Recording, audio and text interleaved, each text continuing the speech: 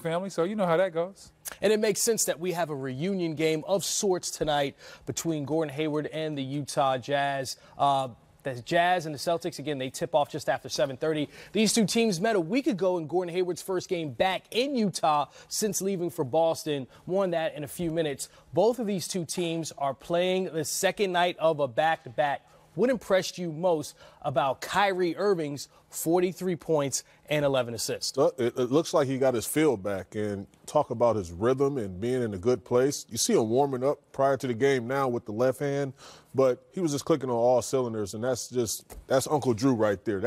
I have to say, it's officially Uncle Drew's show. He's back. What impressed me was seeing Kyrie get in and out of his cuts, the ability to stop and go, make all his shots, and he has the confidence back. Early in the season, he was making the moves, but he didn't look like the same Kyrie. It was kind of a similar situation to when he hurt his kneecap in Cleveland. It took him 15 to 20 games to get back to being the old Kyrie. We're seeing the same situation in Boston, but now he's officially back.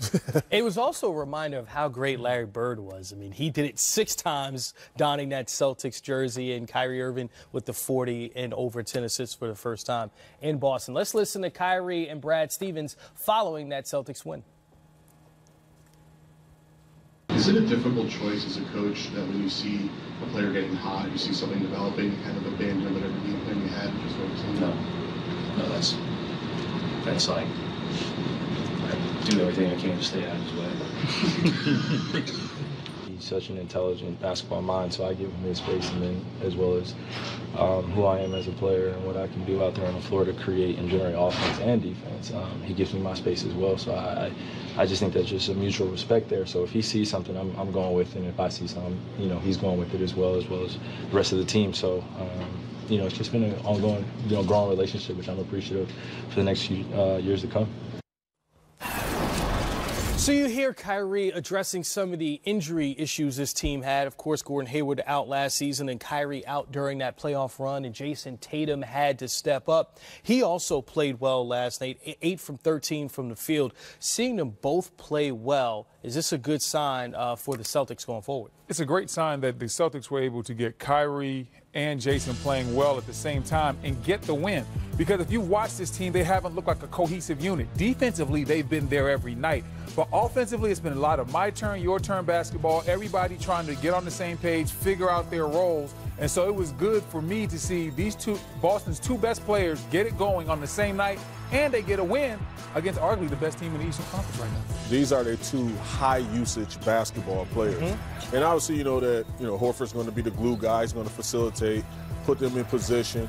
And Gordon Hayward is going to be extremely important and valuable to this ball club. Now that he's getting his legs up under him and finding his rhythm and finding his health, which is most important, this team is a scary team in the future to watch. I'm glad you mentioned Gordon Hayward and playing the season-high 39 minutes for the Celtics against Toronto. Also, a team high. Brad Stevens actually addressed that this afternoon. What Phoenix, Utah back-to-back, and that was the last 25-minute game. Now, he's going to have games where he plays 25 again, but at the end of the day, not restricted, which is good. I mean, that shows that the whole idea of a minute's restriction is to get yourself back to the point where you physically can handle the demands of this season and do so without taking steps back. And so this is the encouraging part, is it was really handled well by our training staff and by him, as frustrating as it may have been for him.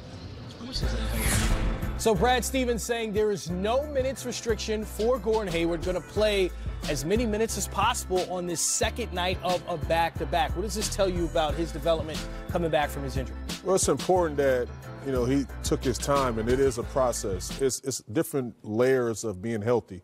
It's playing at the family barbecue healthy. It's being able to compete against world-class athletes healthy, which he's there now. And now I think the next phase and step for him is to get his basketball rhythm, which he's finding. Yeah, everybody can hoop at the family barbecue. Everybody thinks they can hoop there. But for Gordon Hayward, I think this tells me that he's officially healthy. They trust that he's back. He trusts that he's back. And now it just has to be getting over the mental hurdles of not thinking before you plant or cut, just going out there doing things instinctually that you no longer do that. I had a foot injury, and it took me to about February to get back from my foot injury. I was back on the court, but mentally, I wasn't back. I didn't feel like myself. I couldn't move without thinking until February, and I think we're going to see Gordon Hayward, as the season goes along, get more and more confident in his foot and more confident in his role, more importantly. Well, earlier you mentioned Jason Tatum, Kyrie Irving being this team's two best players. You also heard Brad Stevens say, okay, there's going to be nights where Hayward only plays 25 minutes. Right. Is that going to be a tough adjustment, you think, for him to go from one night he's playing 39, another night he's playing maybe 25? I think the biggest adjustment for him is going to be finding his role, finding his rhythm on a team that has multiple stars. Because when you're used to getting the ball all the time, like he was in Utah, and getting as many touches as you want, it's a different experience when you have to figure out how to be more efficient, how to understand when it's your time, when it's not your time, to get the ball and when not to get the ball. You went through that in Dallas. When you came to Dallas, in D.C., you were the closer for us. You were the man. In Dallas, there's a lot more people out there. You had to do things a little bit differently. How did you handle it, and what was your adjustment? Man, I think it was extremely tough, but, playing alongside selfless players and individuals and, guys that welcome you to the fold of things. And I think you see that in Boston as well, where guys are not expecting him or demanding too much from him. And you see the growth of Jason Tatum. You see the growth of, all the other guys around him, and Brown and all of them. He understands that, look, I have to come in there. I have to just fit in and fit in well, and I think he's doing that. Certainly when you look at what the Celtics need right now, playing well at home, you see them winning their last 4 games at home, 1-4 on that West Coast road trip. Hey, when they win big, it seems like. Utah Jazz last 3 games headed in the wrong direction. Actually, Utah has lost 6 of their last 9, while Boston, again, getting back to their winning ways now that they're